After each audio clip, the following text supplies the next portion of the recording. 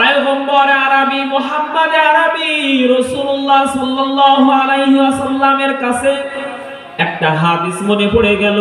পয়গম্বর আরবি রাসূল আরবি মুহাম্মদ আরবি রাসূলুল্লাহ সাল্লাল্লাহু আলাইহি ওয়াসাল্লাম একদিন মসজিদে নববীর মধ্যে বসে আছেন। এমন সময় রাসূলের প্রিয় সাহাবী এবং রাসূলের প্রিয় জামাতা এবং খলিফা হযরত ওসমান রাদিয়াল্লাহু তাআলা আনহু পয়গম্বর আরবিকে ডাক দিয়া বলেন, ও পয়গম্বর, ও পয়গম্বর, আমার এত অর্থ সম্পদ বেড়ে যাচ্ছে, আমি এত ধনী হয়ে যাচ্ছি, আমি এত বড়লোক হয়ে যাচ্ছি, কিভাবে আমি গরিব হব, কিভাবে ধন সম্পদ কমে যাবে, আপনি একটু আমল বলে দেন। পয়গম্বর আরবি রাসূল আরবি সাল্লাল্লাহু আলাইহি ওয়াসাল্লাম বললেন, ও ওসমান, আজকে তুমি বাড়ি যাইবা, বাড়ি যাওয়ার পর আজ থেকে তুমি উটের পিঠে উঠে এক সপ্তাহ খানা খাইবা। এক সপ্তাহ উটের পিঠে উঠে খানা খাওয়ার পর তুমি আমার সাথে দেখা করবা। হযরতে ওসমান রাদিয়াল্লাহু তাআলা আনহু বাড়িতে গিয়েছেন, উটের পিঠে উঠে এক সপ্তাহ খানা খেয়েছেন। এক সপ্তাহ খানা খাওয়ার পর পয়গম্বর আরবি রাসূল আরবি সাল্লাল্লাহু আলাইহি ওয়াসাল্লামের কাছে আসছেন। পয়গম্বর আরবি রাসূল আরবির কাছে এসে বলেন, ও পয়গম্বর, আপনি যে আমল বলেছিলেন যে উটের পিঠে উঠে এক সপ্তাহ খানা খাইলে আমার অর্থ সম্পদ কমে যাবে, আমি যে এক সপ্তাহ আমল করেছি কিন্তু আমার অর্থ সম্পদ তো কমলো না।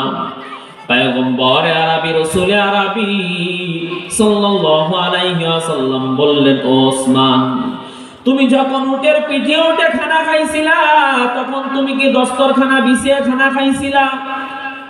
হযরতে ওসমান রাদিয়াল্লাহু তাআলা আনহু বলেন, হ্যাঁ, আমি দস্তরখানা বিছিয়ে খানা খাইছিলাম। পয়গম্বর আরবি ডাক দিয়ে বলে, ও ওসমান, তো খানা খাইতে খাইতে কোন খানা কি নিচেই পড়ে গিয়েছিল?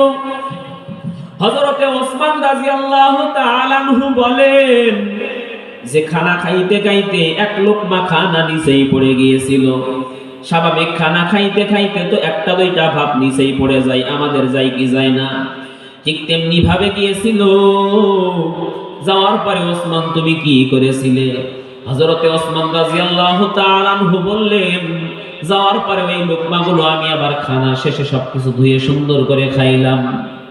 পয়গম্বর আরবি রাসূলুল্লাহ সাল্লাল্লাহু আলাইহি ওয়াসাল্লাম বললেন, ও ওসমান, কিয়ামত পর্যন্ত যদি এভাবে আমার আনেওয়ালা উম্মত যতরা আসবে সবাই যদি তোমার মতন খানা খাইতে খাইতে কোন খানার লোকমা যদি নিচেই পড়ে যায় আর ওই ব্যক্তি যদি খানার লোকমাগুলো তুলে সুন্দর করে খায়, ওই ব্যক্তির রক্ত সম্পদ বাড়তে থাকবে।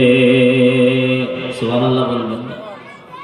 হযরতে ওসমান রাদিয়াল্লাহু তাআলা আনহু বললেন, ও পয়গম্বর, এভাবে আমি এক সপ্তাহ আমল করার কারণে আমার আগে যে সম্পদ ছিল, হাদিসের ভিতরে আসছে, আগে যে সম্পদ ছিল তার থেকে 7 গুণ বাড়িয়ে গিয়েছে।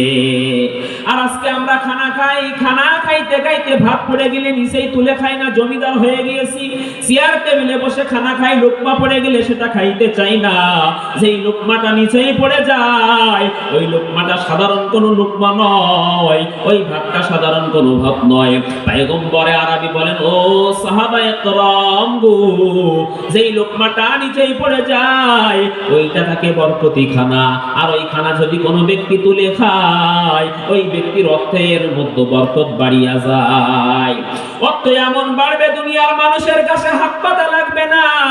মানুষের কাছে চাইলে তো মানুষ রাগান্বিত হয়ে যায়। মেম্বার সাহেবের কাছে গিয়ে চাইছেন, এলাকার চেয়ারম্যান সাহেবের কাছে গিয়ে চাইছেন, যার কাছে গিয়ে চাইবেন সে আপনার উপরে রাগান্বিত হয়ে যাবে।